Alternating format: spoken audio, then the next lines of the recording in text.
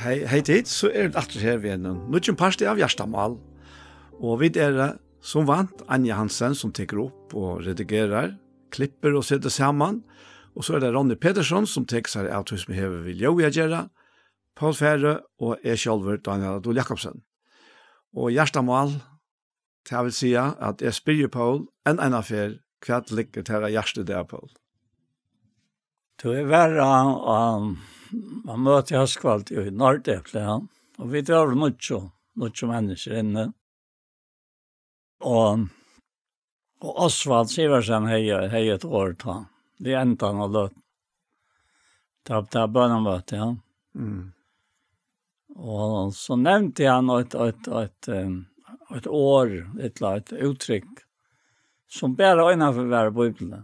Og det var frels og fakna. Og han tog det ur her som det stend skriver i Salmen 2:30. Og han helt til at han hei lise et eller annet nevnt et år i et eller annet lise Salmen, jeg minns rettelig, ja. At dette hei David sikkert henta salmen at han kom hjem fra filisteren, så han flyttet undan Saul til filisteren. Akkurat, ja. Og vi her en av tog, ja. Og jeg tenkte jo på det her som stender her i Salmen 2:30, at etter David, Sankor, Sæler han og jeg finner misbrottet fyrirkive, og sindsyn av fjalta. Sæler han med i Herren ikke tilråkner misker, og som ikke vil svik og i andasyn. Så langt som takte tart og spøyd møyne bort, og det gav med løylenk av dagen. Så i det og natt la hånden tunga mer, og lustmater møyne svann bort som i sommartorske, sela. Ta hjatta i sin møyne for det her, og dolte ikke skilt møyne og sier, jeg skal hjatta misker møyne for herren, og to takks bostor sinta skilt møyne. Tøy skal kvar heila vår bia til søgn, ta stund to er til å finne. Visselige, om ta staurar vantla å koma, honom skulle der ikke nå. To er sjálvmøyt, to frujar med ur trångt, frels og fakna, leter du vera rundt om med, sjela. Jeg skal lære til å vise der veien og du skal genka. Jeg skal letja der rav i hitja til. Vi er ikke som hester og multor og jeg ikke vidt heva. Prøye torra er teimar og boksl. Jeg tvinka deg vi. Annars kommer jeg til her ikke nær. Hin godleise er menkar plavor, men han er løytra herran. Leter han nøye søgna vera rundt om. Gledes i herran og frøyest til rattvise. Feknest alltid sannhjert av. Det leiest en slik raumor av freds og fakna om akkurat nattene. Ta han så for å ta seg om David. Og Gustav var tenkte han at Saul la etter hon alle tøyene, og flyttet så til filisteren. Han visste han ikke råd, han sitter selv, han visste han ikke råd for filisteren. Og han var vel fakta over her, ta første tøyene av kanskje noen. Men så lykkes som at tar finner eltenker til hans, at her havdingene her, så filisteren. Og vil de ha han, det var fjerne han. Og så får han heimat til sitt egna folk. Og så nevnte Osvald dette her, hvor månte akkurat i hesen omstavene som frelsefakta var vera, så då er det bare ikke hånden.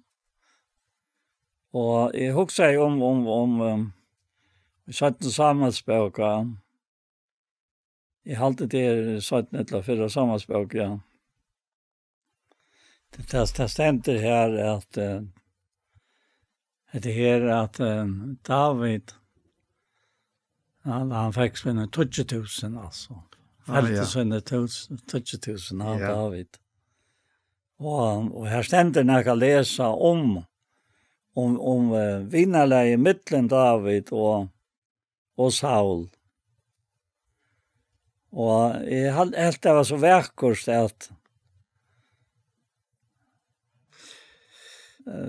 att läsa tror jag att här som här ständer i för Saulbok och kvinnor och dansa och sjunga Saul fälte sina 1000 men David sina 20.000 det också om. Ja, vet väl. Att det tar ju i hans väg fält. Häntan här filistaren Goliat, ja. Och så kommer kvinnorna synjande i mötet där mot det kom åter. Ja. Och så att Saul fält sin 1000 men David sin 20.000. Och här skjutsar vi inte det som skapte jag säger öjedlan. Ett misonnelse i hjärtan av Saul. Vi möter David. Ja, här ständer i vers 8 att han har tagit med äcklig ill till Saul. Ja. Hesi år domt hon illa. Og han sier, David er gjeva der 20.000 og mer gjeva der 1.000. Nu er ikke etter til hon utan han få. Kongadømme fra tog deg hei Saul illt eia av David. Akkurat, ja. Akkurat det, ja. Og det er akkurat så langt det vi leser om hvordan tilgången vi er. At Saul, han var så självrägen. Och han lyckas som han fungerar ända som präster och präster är inte att upp va. Och han får själv vara offra. Och det var här och i Herren sa att det som är som är ju så lite att han kom sig med till färagosse. Ta in och trina. Ta han då salva till konka. Han var så omätlig lydlaten. Och så tar han kom till Räje så blev han där motsatt av tojan. Ja. Och det skapte så så övernsjuk och att Aren han blev sätter så. Du har en i vräkarna så måtte han färra att samla salva Samuel färra salva David till kung. Ja. Och det läser vi om hur träckor och Samuel vara färra gera det. Då kvart väl det så salgera. Alltså mot ja. Akkurat, ja. Och det är så bättre verkligt att läsa dessa söverna och söka hur Herren arbetar. Och det är det som jag också om. Tar han arbetar vi och så kan han slett inte bruka det gamla hållte till och det må väck och det må kvarva. Ja. Hvis det kan mövla till och ska vara att tjäna honom. Och Osvald hever alltid varit mer så kärer tog. Osvald hever ett minne som öliga få människor här. Och i minnes ena affär när det var färkan helt i rum i mitten. Och i mitten Nordöple och la Nordöple och ivren till. Kvannan sånt och så attra Nordöple. Selte vi färrafalls. Och han som färde färgerna att det var med över sånt allofon. Och han bodde tatt vi här. Som färgen la, ta in la i Nordöple. Och sånt allofa hette det togen i truschen och kom nek några här att möte. Haskvald. Toger där jag har tillknutit till samkomna här. Det var den gamla sälen Hebron. Och så blev han nutcher Rostor och Herman. Och det är akkurat det samma. Ta var tar sån här borstor. Osvald och Ralvor och alla tar som tar arbet här. Och som nu är blivit äldre, ja. Ja. Och jag minns det att Marskos, han som tar var äldster, pappa till han sonen som är så trygg för att komma. Han sonen öjter. Ja, hvorfor han navnet det så märkligt. Ja. Han är sån också jankan var vi med och i altret han sonen så Marskos. Och namnet man för att komma åter. Och så så kom jag att cykla vid färken. Jag är nog vilja via röj. Och fick jag prata vid en mannen som förde färgerna. Och han fortalte så för mig att han var kom tryckva i Jesus. Vi satt och pratade om. Han var bara vid Bayer. Och han lägger att ha stått att cykla, men så satt vi bara och pratade om samma. Och så tar han var livet och fortäller mig allt det här. Att det här, Osvald är hemma. Så för det började lögningen till Osvald och fortalte om det. Det var en äldre med vår. Och jag tänkte att hvis det noe sånt allof ikke med å si han at han ikke det her møyre. Det var bare tankar som kom utan at vita nækka. Så er det godt å være fyrrøykaver, og hvis jeg ikke forteller det for Osvald, så har jeg glemt det, så kan jeg ikke fortelle det så rett som det er nu, og pura klarsfyrer, sinnen av mer. Ja. Jeg får så fortalt i Osvald det her. Og så tjekk en tøy, og det var sikkert, det er ikke så lenge tøy. Så ble han sjukker, og han døye, og det som sånt hadde gjort det var hun sendte på etter mer. Han spør meg om jeg ikke kunne ha noen år i mannen tjasen når han førte grever. Jeg heier over og fortalt henne til at han var kommet trygg, så han er vittnet for meg. Ja. Og så førte jeg til Osvald, det er dette som jeg mener vi. Och säger alltså nu kommer jag efter boskap. Ja. Så då är lakra boskapen upp till Osvald. Ja, jag lakran in till Osvald. Och kom att rätt honom. Och han fortalte mer än attor akkurat som jag fortalt honom. Ja. Och jag också med att det är vid minnen om. Hur så emes det är. Ja. Så mer är det så att det kan inte alla ta in och repetera det här som är vid minnast. Och det är så och det är just och det är sagt. Ja, så är det färre och så tar jag näka något att. Akkurat. Han tar matta. Ja. Men han är det som han tar läsan, han läser Bibeln alltså och jag kan honom. Jag alltid han säger för mig han gör det med vårs question alltså först ett enaste år. Ja. Ja. Och då alltid han upp och tar han så talar så är han skälta ner i Bibeln tror jag. Han vet allt. Han känner det allt och sätter det samman. Och jag hade varit så vackert här till kvalitet, hörstkvalitet han stod här. Så kom han in till att han till att kvart är offret som god, så inte. Salva greps ju i offren om. Ja. Och bär självande heter bara man jag bär inte så självan fram som ett offer till Herren, så som Herren ber och kan göra nu. Ja?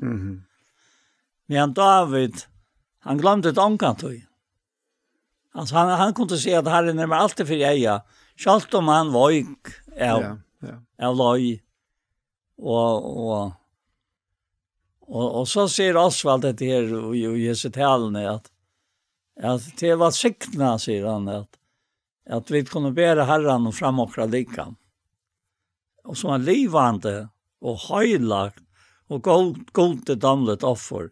Och första verset säger till ja men det kan pröva vi misskongos att bära fram likam tyckare som livande höjlagt god damlet offer.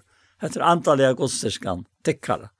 Och bära det inte som hämtar allt men vi är i omskap vi ändå nu kan sinnes tyckare som tycker att röjna vad vilja gå ser ta gåva och ta damliga och ta fullkomna. Det hade en helt annan standard i löven. Ja. Att tillägna sig. Tog jag att anker tog häver ankerluka som helt vi med att det var så upptäckt vi inte gåva och ett särskilt att man tossar om kärlöka att god är inte bara kärlöka, god är öjande äldre och god är det och god är det. Ja? Och så blev jag säga att det är så att ta vid bär hon akkurat lika fram. Som ett offer, livande höjlagt offer.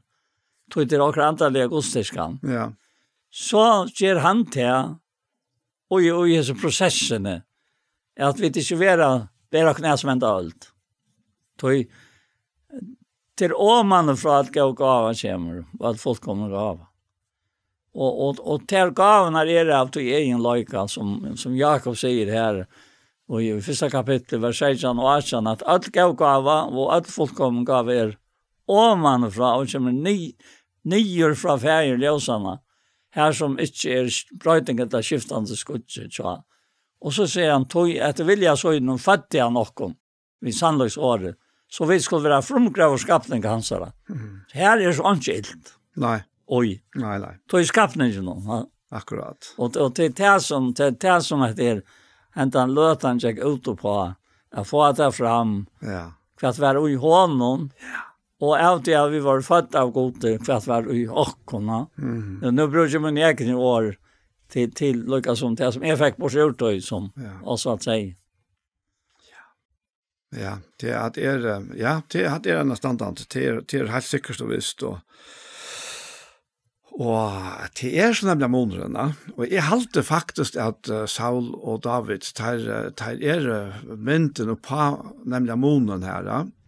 Du Saul blev ju konkur efter kravet fra falskene. Ja. Det var falske som nu knappt ville ha konka. Og stein for profeter og domare. Så domare og profeter. Og Samuel, han kjente seg vreka igjen da falske kom og kravde konka. At det var ikke nok til at jeg hadde profeten mittelsøyna. Men Herren sier så vi Samuel til at det ikke til har vreka, men til meg. Og Herren gjør så til at han setter ham en kong, og det er så Saul. Men selv om det er Herren som setter ham, så er tilgangen her, det er det holdslige, det er menneskenslige, det er naturlige, at de vil slippe være som hinner falskene rundt om og hava konga. Og i stedet fire at Herren vært hjemme og nå mye, og fra Herren så var det så profetene som har sendt dem da. Og så feilar han jo, selv om begynnelsen er god. Men nu kommer så David inn i bullet. Og nå er det ikke falske. Nå er det Herren som veler ut. Og han utvendelsen, han kjenner vi jo vel, og han kommer til Usai, og han har alle disse sinner som trekker fram, tjejsinner som trekker fram, og ønsken av dem er etter hjertestandene. Og det er nok så krevjande for en profet at vi har tryggver i måte til profetiska her. Det er at jeg råkner vi at jeg selv og flere bær sikkert har sagt ja, det er godt. Jeg føler ikke ordentlig hjertet at er han, men nå har det vært 5 her, nå må det være han. Nei. Så han bare reker den første, den neste, den 3, den 4, den 5, og satte og kjente. Og så spyr han, ønsken annar etter her? Så det måtte det være at Herren har sendt han. Og jo, at det er han yngste, men han jo ikke sier noen og passer seg. Så han ble slett aldri på. Altså, menneskenslige taler ble David råkner fra. Men det som ikke var, utvalgte godser. Så jeg har alltid ligger eisen i tog søvne om terboere, at Saul egentlig omboer okkara naturlige krøva, men David med etter Guds hjärsta.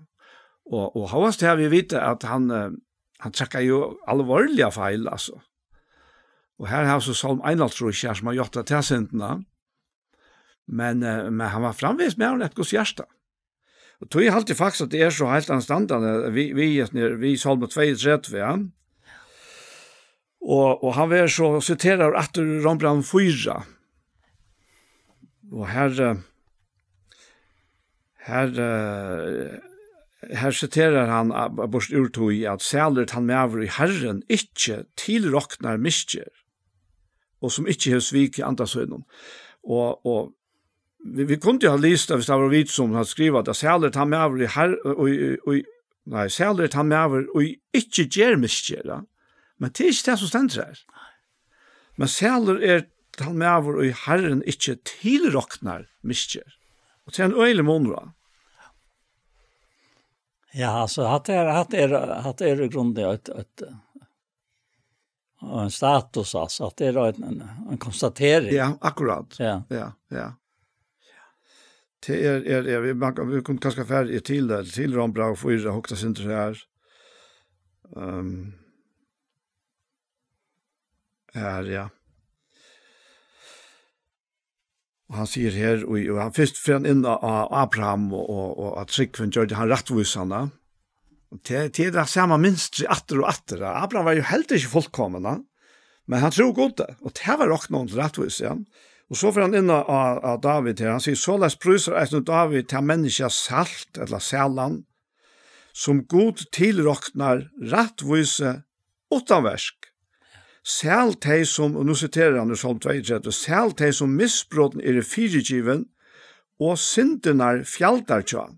Sæler han med over og i Herren ikke tilråknar synd. Og så för Paulus och vi är här och tassar om det omskarne om det bara var Götan som 80 den här parsterna. Men han visar då att det är hämta sälla är det nu för omskarne eller fin omskarne vi och vi ser ju att tryckven var rockna Abraham till rättvis. Och det är så akkurat det. Alltså det är alltså länge som vi halta fast vid akkurat äkna och okon själva. Det är så Saul gör det. Och han kom ändå här till och i Samuel här äta honom för att ha offra och inte vara tålna och boja efter honom. Att han säger det så i åren, bäst av och Saul. Saul säger, jag har synta. Och David han sitter samma till Nathan kommer till han. Jag har synta. Monoren var så bara. Att Saul säger, jag har synta, men. Och till att säga att mennet ger lyckas till nu är han inte säker att lycka väl.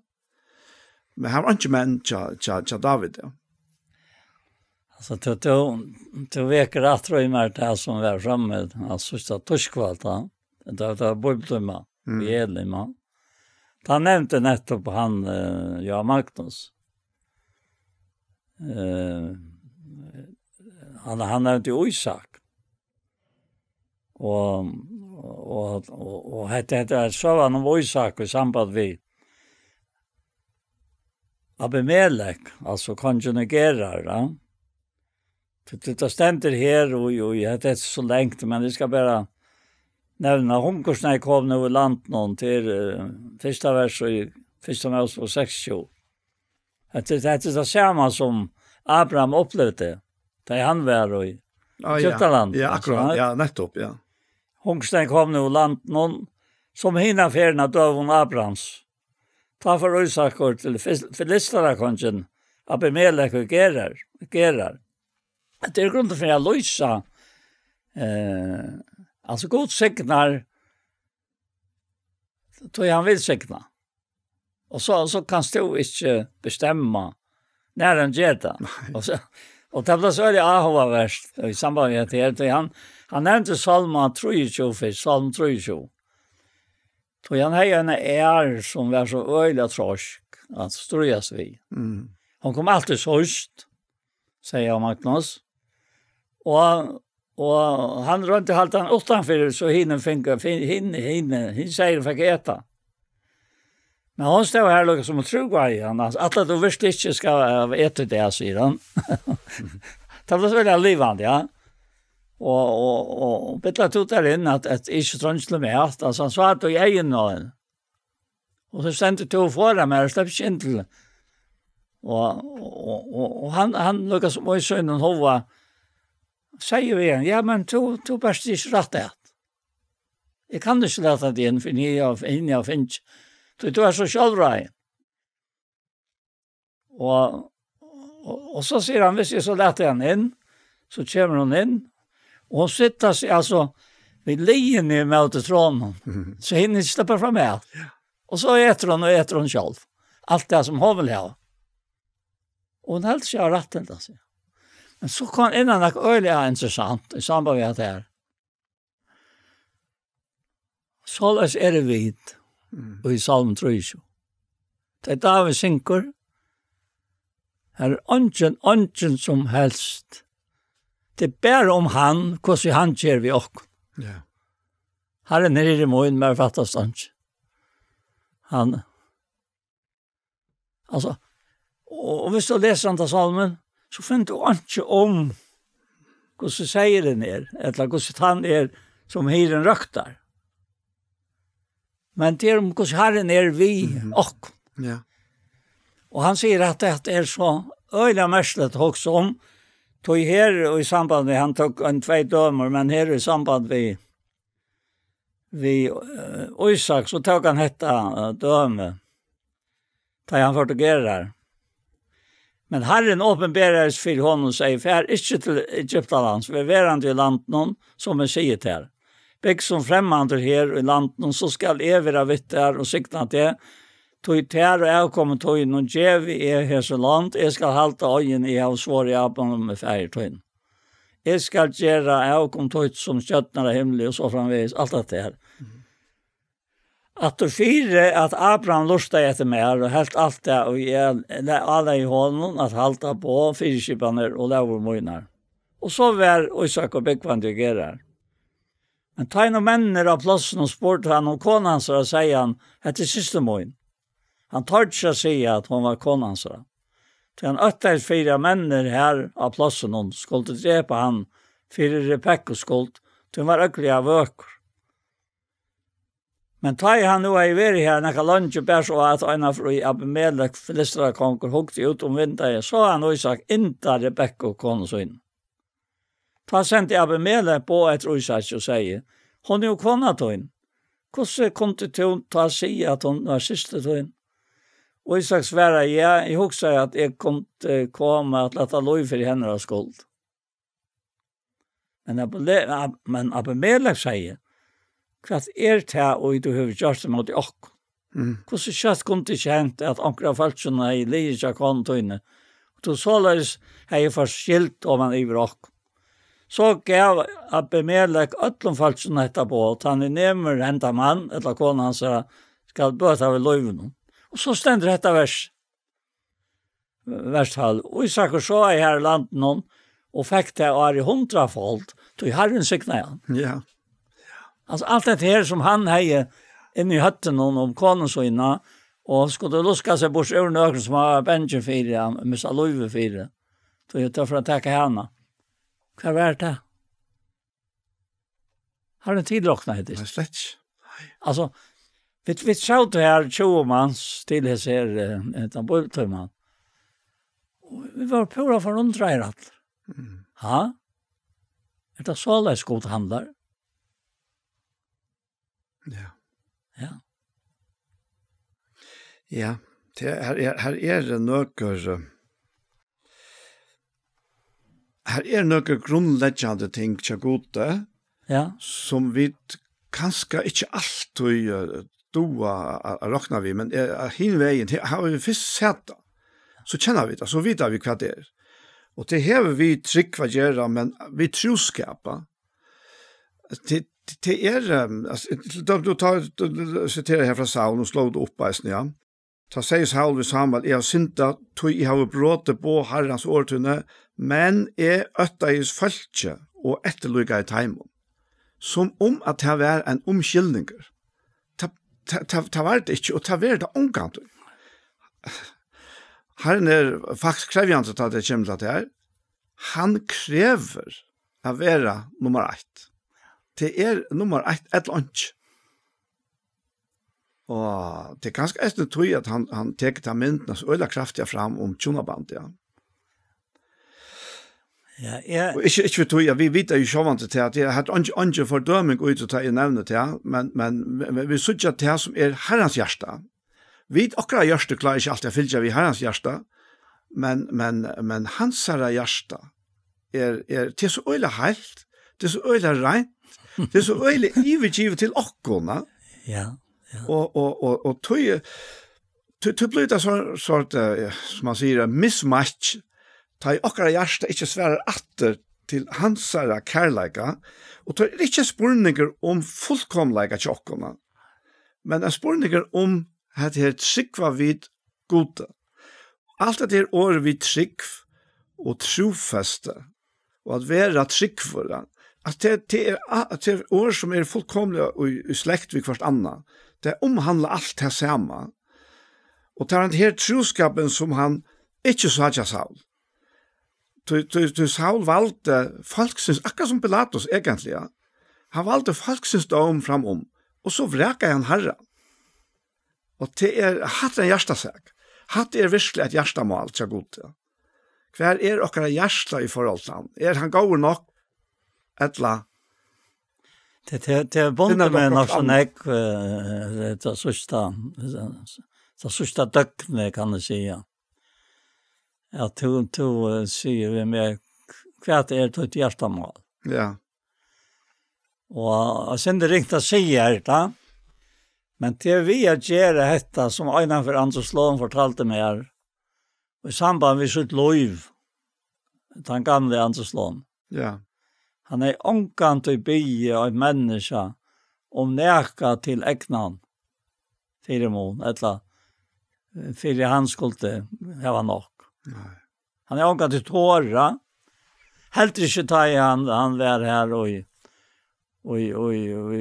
skikve och hej möter och hej landskolan som han platte och dömte sig ut att han för att betala så hej han bara en 5 kronor efter. Eller 2 kronor och ta platte jag kostar 5 kronor eller 2 kronor. Och han säger vi hända läraren att ta plära kosta och nämnde och han dömte sig för det att vara ja, Skyvan. Skyvan och tog. Det skulle han överlätta till han som han sporte. Ja. Och hans svära bara att det ska vara som det plejer. Men så stämde han ner och ständigt här vad det kallat här i Skikve. Och han onka pengar upp till alla vi i natt av sand. Och han lägger planer. Han ska färra till skiparen och säga att dessvärre, men hvis det vill jag boja ett ögonblick så ska jag skaffa färra penningen in. Och han atlas han igen till Tej Hense som hade möter det här. Andreas. Andreas, ja. Och så Arne Solais. Och så mötte hit Arne sig. Så det som till nu kunde Arnast. Han har ju planer. Men nu så nek värra att batren kommer trutcha för in vid världen. Och är en färra faktiskt släpper om båda.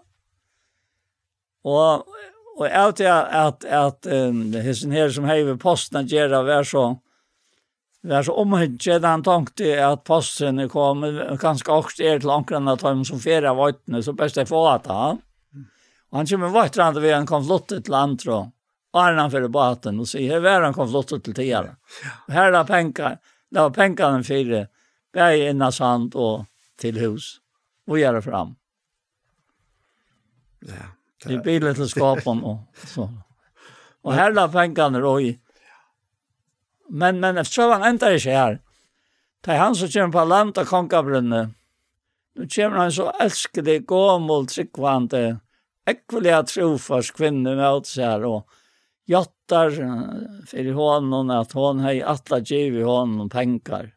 För ferierna, Arnan för och effektiska och andra säger vi henne.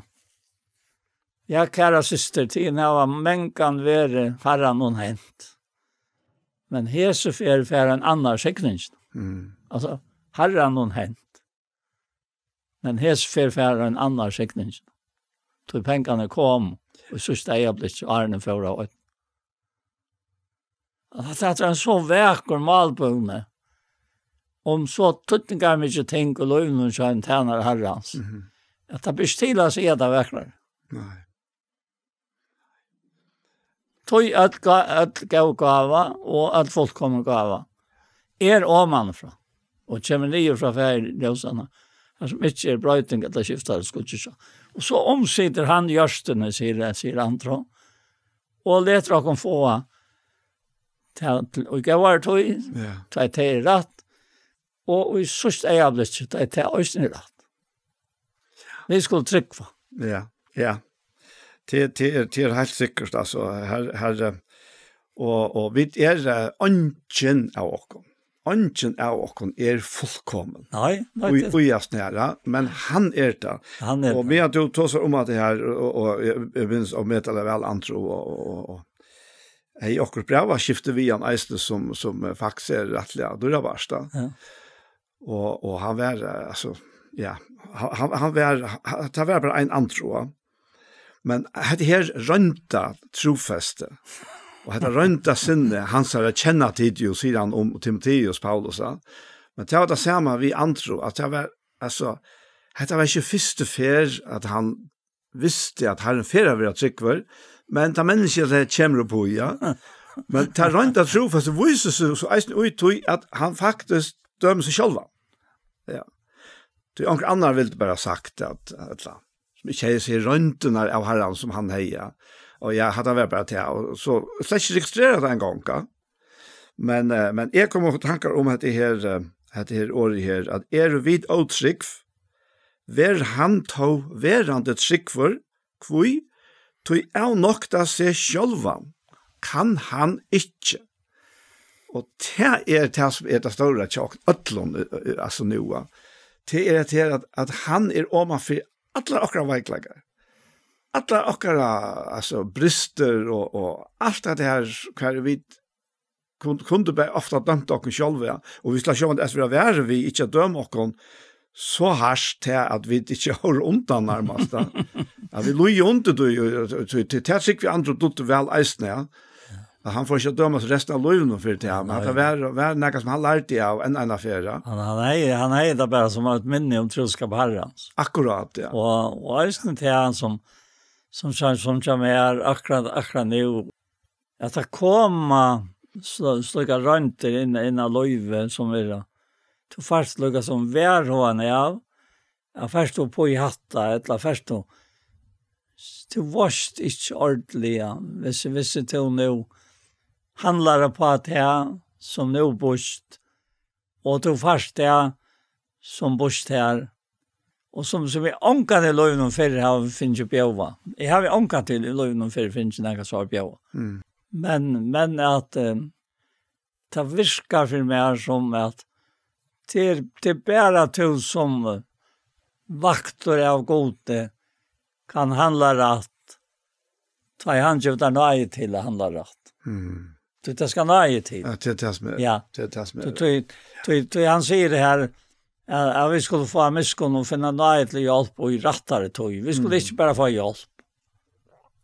Ta i vid halta att vi tar förtjänt att få ett eller annat. Men att finna miskon och få nej till hjälp och rättare tog. Ja, fantastiskt. Ja. Att det är så fantastiskt.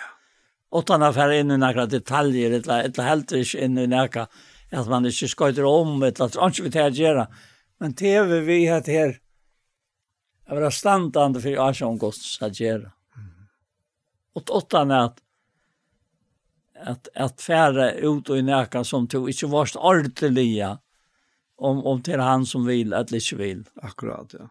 Så han kan göra det där, utan att du vill. Eller utan att du blir runt det, eller näka. Ja. Hvis det är nej, utan. Ja. Herren Lotmoen sier, at det Asaf som sier det. og Lotor, det det samme året som Lotto. Det ja. Alla. Lotto bare et annet år for Lotor, da. Ja. Tøy Lotto-spil tar ganger ut på at det er som kjøper en lot, eller flere loter, da. Men tar det så vill dri om loterna så är det han som vill dri nu som för allt att av som räknar sjövant ja. Men tar Herren lotrockare. Alltså det gör nästan inte. Man kan ju nästan säga det utan när man stäcker och säga Herren lottockare. Det blir så skevt. Men tar säga Herren lotrockare så är han så omätligen större än allt det som vi annars kunde pröva och röna här i hemmen. Ja, jag kommer tankar om nu frutjaden i hej Daniel Petersen som gäst och tjeja. Och då så om att höra från Herren och att fylla honom. Och han har sagt mig att det som han yngste att oss om och så just man några tankar själva äsna men jag kom så inte in att akkurat det döme som nu kommer att till mig.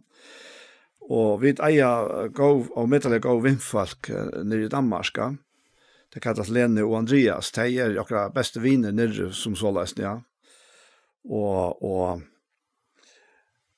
nu er det nok nek år siden. Det var ut 2006 halvtje, 6 eller 6. så var det ble en parster av nøkron nyrre som var innanfyr predikanter. Ja.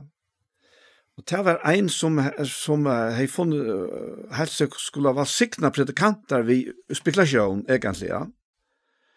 Og jeg vet ikke hvor han var, men og han hei så byt hei kjøpt grunnstykker fra seg øyla bølja, og så skulle de bytja, det var bare innanfyr predikanter som finker, og flere, ja. Og så skulle de bytja, og så skulle de selja det i vinning, og det råkna vi å få flere 100.000 kroner i vinning, som tøyna var, ja. Og vi var sammen en av vike, nere, Lenny Andreas og så vi beie, og han forteller oss om et her ordentlig, og det var nok spent på et her, ja. Så en dag så skulle han nok så lengt, køyre nok så lengt. Vi var i Sojulland, og han skulle opp i Norr-Kjelland, til en fond om akkurat her. Spurte vi, hvor kommer vi? Jeg sier, ja, endelig. Så fikk vi den tur på styrte og pratet en nekk sammen, og en nekk godt prat sammen. Jeg var en liten løte, og så funnet noen, men det sier meg så øyla lytet, at jeg var ikke en pastor av det, og så får jeg ut om her, og så og vi kører så heimater, og så sier jeg dagen etter, vi så til Teibei og jeg har ganske lyva vi, så sier jeg, vet jeg, altså aldri fatter meg inn å si at hva de skal gjøre eller ikke gjøre, men hatta her målet, hei jeg har vent ena fra tre at vi har an. Og så husker jeg ikke mer om det, og så skiltes vi til vi til være omkring ærestes etter sommer, vi var sammen en av vik, og til skulle omkring ærestes en av vik, ja. Det skulle til Bornholm. Men lukka mye stod. Så det gikk noen måneder. Nei, det gikk mer enn et år. Og så ringer han til meg, vi har snakket sammen flere fra midtelen. Så ringer han til meg og sier han bare, Daniel, jeg skal bare takke deg for at det som du sier til at vi var nere sammen. Og jeg har leksen glemt hva det var. Så sier hva kan man at vi, jo, hin morgenen til å si til at jeg hadde vent at vi har han. Ta og vi vet skiltes, til for vujar, ja. Ta var til så kom til Bornholm, og han skal ikke sove, og han fer ikke svøvn i egen, han så øyland ofri av seg, ja. Og han følte at hei, også vi hette Gjerra, at det malig her, som de var inne i, ja. Og han fikk ikke fri av seg, men så sovna han til enda, og da ser man, Gusser tver nætter, for han ikke fikk sove og ofri for oss nere. Og så blir han enig i herren, hva skal jeg, jeg slipper oss ned. Jeg dropper jeg dere, og kjølten sa så øyla lovende ut. Og han fikk fullkommen fri. Og tar fullkommen fri, og han fylte sånne avkjær, og han sier så vi ser som stod ui, og så givet det tilbøy, at nei, hva skal vi trekke oss? Tikk noe på givet det til langt annan, hette vi trekke oss på styrt ned, og ikke forstå neka, og det sa så øyla lovende ut da. Og så gikk atre et år. Da kom han til heimskreppan i 2008. Og alt utan han hinker upp på en øyla stora skuld. Det som det hette for å vanta i 100.000 av oss i vinninge, det var blitt til skuld i stedet 4, ja. Og det var det jeg ringte jeg takka for. Ja. Og her, altså, ja, her kan man godt si at Herren lotemoina. Ja. Og vi det her var som tryggvante som så ikke bruk for spekulasjon. Og for jeg sier akkurat som jeg har jo ofte spalt lotto, slett ikke til han, utan nærmere som helst form for fordøming helter, men nå jeg altså helt noe på at, hva skal det si meg ikke? Herren lotemoin. Jeg har lykke at for å lese til jeg synes her, til som 43 alt det han sier da. Ja, han sier her, ja, på en måte så mynda om sånn 32 eisene, til han sier i vers 21, altså landet som hjertet mitt var bakst, og takk nea i nøyremoinen, vær i dyr, og feta i ønske. Jeg vær som fem året her, men jeg vær i alt du tjatt her. To hever tid i høyre håndmoinen. To leier meg etter reietøynen, og så igjen teker to meg opp i dård. Kvann har vi i himmelen, og ta i torsmoen dra i ånken etter av hjørene. Lät best holdt og hjärsta mot örmaktast, og så sier han, God klettur hjärsta muns, og loter mun og i allar evr. Og altså, her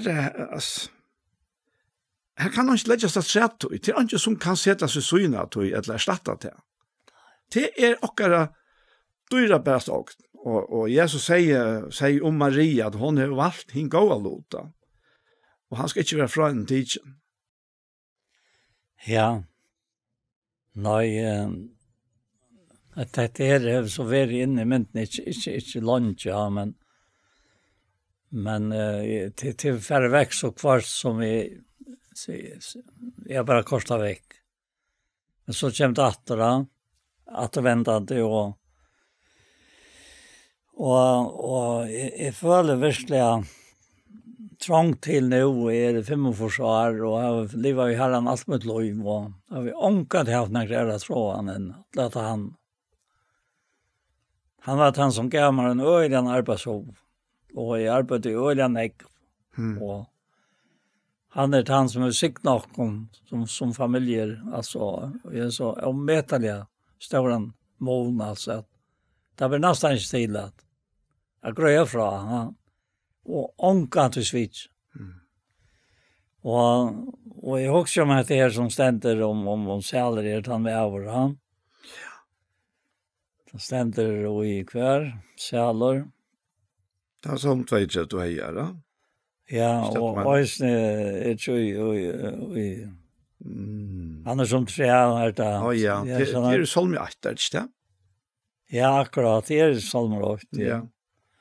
Det är också om träd, ja. Ja. Att lyset här vi, ja. Och hvis vi så tar psalm 8 och så tjocka hvordan grøyna det här att vara hansara. Sæler det med over ikke gonger i røyen av godleis og ikke stender av i sintara og ikke sitter og spottar sin. Men så kommer det, det som særlig også om. Men jeg vil glede så inn i lov herrens, og grunter av lov hans arbeid det og nått. Han som tre, planta vid vannsløts, og vi ber avvøks inn i røtten tøyma, og som løgn ikke fallna av. Atlon og han gjer i hverandre et noe i. Så det ikke vi noe godleis. Nei, det som dumper i folker og venter noen. Tøy være godleis ikke standande i dømen noen, og jeg hadde sintere i samkommet rattvisa. Tøy Herren kjenner løyen av rattvisa, men løy godleisra endar og i veløys. Altså, jeg synes moderen av veløys, og Herren känner löj hinna rättvis. Ja. Alltså, och visst han löjen inte lagt ta han fick. Ända vita från Abimela konche. Kvui han har sagt om konsin och systern. Och så fratte konkret här. Och han fer till det. Han fer till Isak. At rattløya han og i tog som han har gjort. At her kom til valgt en øyland skeia og i landet noen her. Tog han visste at Isak var siknar av herren. Ja, ja. Og så Isak her i landet noen, og det var nettopp det som jeg og Magnus nevnte. Han fikk 100-fold. Han sier bare, han visste han ikke om nærka for 100-fold. Det man sa, ja. Nej, det var... Alltså... Det är inte naturligt. Ja, och så kvui han för kontrafalt, ja. Tog Herren signa, ja. Ja. Alltså, han känner. Nej. Och vi nöjen, alltså, som vi får, och vi börjar finna miskon och få nöje till hjälp med rättare tog. Det tog Herren signa också. Och ta för in i mot lov och gosse och en rönsan akkurat som han ständer i för sig hans bra tror jag. Ja. För sig hans bra tror ju från vers 8 visst du läser det. Ja, ska vänta. För sig hans bra tror. Ja, från första vers. Ja. Suttje hvordan står han kærleika, fægeren har visst dere. At vi skulle kallas bønnegods, og vi er det. Tui kjenner heimen og ikke, tui han kjenner ikke han. Tid elskar nu vi bønnegods, og ikke åpenber enn hva vi skulle være. Vi vet at han åpenbæra skulle vi være hon lyk, tui vi sla suttjan som han er. Ja, og så det. Og så kommer, for han hever hesa vogn til hansara, rensar seg sjálvan, eins og han rein. Ja, og det han der rensan den også. Ja. Altså, hvor sier han at han som hever hesa vogn, rensar seg sjálvan, eins og han reiner, altså herren reiner. Ja, ja. Og den reinløgjen, her ikke spekulasjon og nøkker. Nei. Så det her og jeg har meg da og jeg som fedre noen som gikk undra meg her. Jeg øtlundtøymen som var av Tofton og endte i havn da jeg lærte her. Og så at det klakksøk mange herren så her. Og så tar vi tog så om jeg ser så imiske personer som kom inn i et lov. Altså. Victor Danielsen, hvordan han levde, og andre slån, og flere ærer, altså. Hvordan tar det for å æte løyven, og det bare så helt avmedelig, rannsakende i ljøsene av tog. At han sier, han minnes veløyre tikkere, han sier han. Det er bra 11, vers 1. Minnes veløyre tikkere, som jeg var til årgods til tikkere, og akte etter hvordan det enda av løsut, og etterfyllt så trygg torra. For Jesus Kristus sier meg ikke har det alle det over. Men så sier han her i vers 16, akte vil jeg tikkere. Og gjør det som tar sier tikkere. Så tar vært i salen tikkere som tar skulle gjøre rockskap. Så tar kunne gjøre det, vi gleder jo ikke så fant. Og så sier han, det tikkun ikke til gang. Altså, hvis man ikke... Akkurat. Det til nøye at jeg være inne i ui vilja gods, alle tøyene i løyven, og ikke fære imsa veier og være blinda av fire, at det er utgjørst, det ikke i atlan gods. Han vil gjerne slippe at sørja fire der, alt løyv i kjøkkene. Ja. Og han sækant. Ja. Det er det. Jeg lukker å tenke fatt i at det er verset atter her, at her, Øren Timotheus brev 2:13. At her, at vid åtrykk, hvor han tar over han trykk, for jeg nok da seg selv, han kan han ikke. Og det som evangeliet, han gleder båskar for han at Herren byrjar alltid at. Han alltid nødja nøye, og tøy at det her så avmedelige, altså, tøytninga mykje, at vi får ta vi okken. Og han sier, hver vi i løyven, hver vi misetna tjåkken, hver vi Jack så som vi innast inn ikke atleta, men det ble så løsne, og så standa vi etter her, og her det sorsta. Men takk hette her veldig et år til døgn, vi åtrykk, verer han til verande trykkvur. Så nok da seg selv, han kan han ikke. Og ta vi så veldig å få egen oppfyre. Gosse, største dyrebarste ta til ikke akkurat trofeste. Vi skulle råkna vi, men til hansara trofeste, ja. Og til det som bunjan lyser i bøysen på pilgrimsferien, ta trofaste døye, ja. Og oppe at det står vånrykere. Ja. Ja. Det är faktiskt en stark mynte på att här. Jag tror det verkar så. Ja, tror att vi må komma faktiskt här till att det inte akkurat trofäste vid räknar vi. Men istället som Paul läser här i Johannes att han har hesa vån till hans rensa sig själva. Och till vånen, till vånen som sett av han som ber oss uppe och som för oss fram. Helt oss uppe kvar en så där. Vi löv og lykka mykje kvært og færre. Til som færre, til færre og til bøttfire av Golgata, for lengre til seg. Ja, det er best ikke til at føre det antallet inn og i det menneskelige. Tog jag att och i det mänskliga här är det allt 4 månader och inte 4 månader. Ja, akkurat, ja. Som andra inte har och som tog över det. Och tog är det att han mänskliga, alltså den naturliga människan täcker svett som andra går så tid. Det är inte farligt att det är inte antan till att kunna det. Nej. Och tog jag alltid det så vackert att läsa det här som kommer att det som tog säger det. Ta i tog lyser det vita uttryck verant tryckor. Ja. För han luktar sig själv kan han inte. Och så säger han vers 1, minna hetta och vittna för Joasson Herrans att det må inte strujas om år till ångan bäta men ta emot till öjning som höjda. Här är att en vant. Ja, ja. Och öjda stora vant, ja.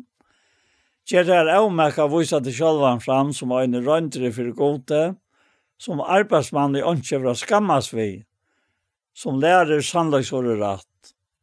Men halte borster fra hinnom vannheilige tauma tåse, då de for alltid langre godløs. Og årtarra kommer et om seg som kreft, mellom tarra og Hymeneus og Filetos, som vilster fra sannløykanon, og sier at opprørsten hever langt å være, og brauta nye trønner til sommon.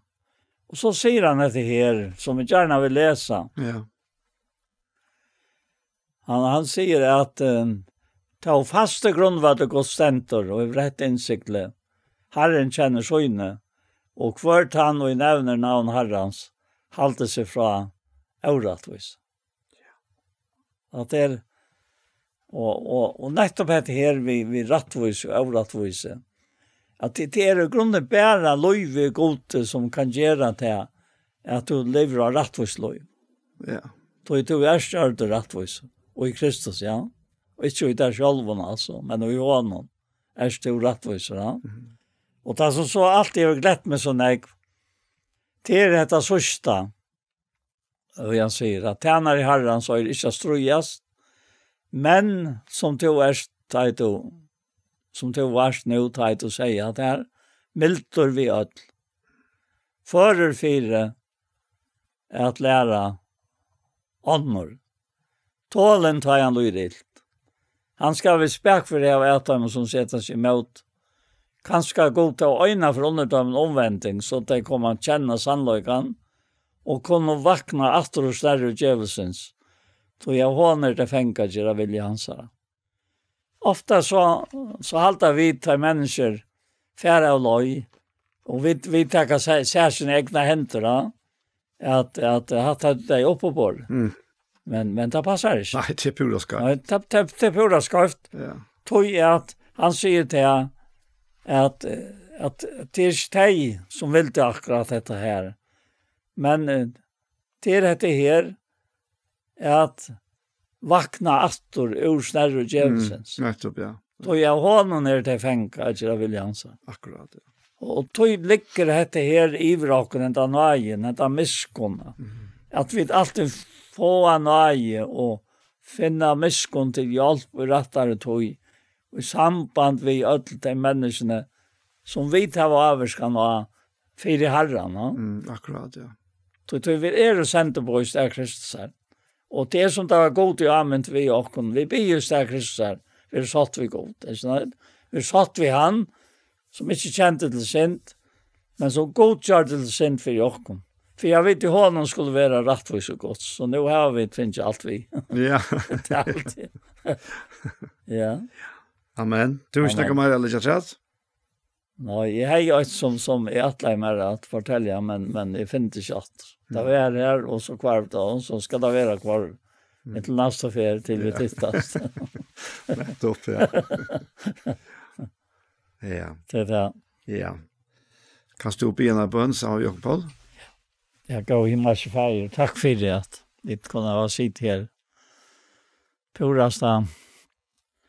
Jeg slappet her fra Øtlund og skå inn i fullkomne og fratsensins. Det er han som skår inn i henne.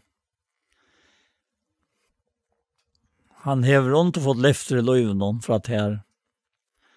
Og eisene til han som skriver stendet i Rombraun 8, at så er det noe ikke fordøming for det som og i Kristi Jesus er. tøyla og løsens anta hever, og i Kristi Jesu løst okkom fra løsintaren og deians. Og kvært hetta smakka vi all Herre. Bæra hoksanen om te. Jesus bært hoksanen om te, og hon gled i hjärsta mot. Kvært verre til å ta fire med at suttja andlig tøyt. Og til vi stevna fram i våt. Han ljøsan det at han har en mørka nått kanska, som vi vilja kalla hetta. Hevast vi vil ljøs og Jesu heime. Så skulle vi være til løyk som lyser vi tøy vi skulle suttja det som du Og Herre, du bærer du. Og dess langre du leter å være her, dess meire suttja vi at en større røyk og nøye med de menneskebøttene, og ikke minst med de okkom. At du, som Paulus sier, gjør de okkom til vi dere at en nøye, og så gjerne sett okkom vera til som to innskjer fire teg, og vi livet mittlen Herre, og som høyre rødt dokkara, himmelske feir, sikna alt som skulle bære suttja og høyre til som framkom disse løtene. Vi ledger det alltid til en hånd, og takk og prøysa til Herre Jesus, for den større røyken og øye med dere. Amen. Amen. Så var hesen parsten av Gjerstamal kommet enda, og vi færre at takka for okkon, og vi Anja Hansen, som tek seg av opptøket og at redigera, og Ronny Petersson, som tek seg av tusen vi vil gjøre, Paul Fære, og jeg selv, Daniel Adol Jakobsen. Tusen takk for Jesper, og la meg legge rad, at parsten av Gjerstamal som har vært, kan du finne atter av Iktus Sjånvarp, om du hikker under YouTube, og Gjerstamal, så finner du disse parstene som har vært. Hesen parstene for eisene komme her, og han kommer eisene over senter av Tjei Kristelig Kringvarp. En annen fer, tusen takk for Jesper.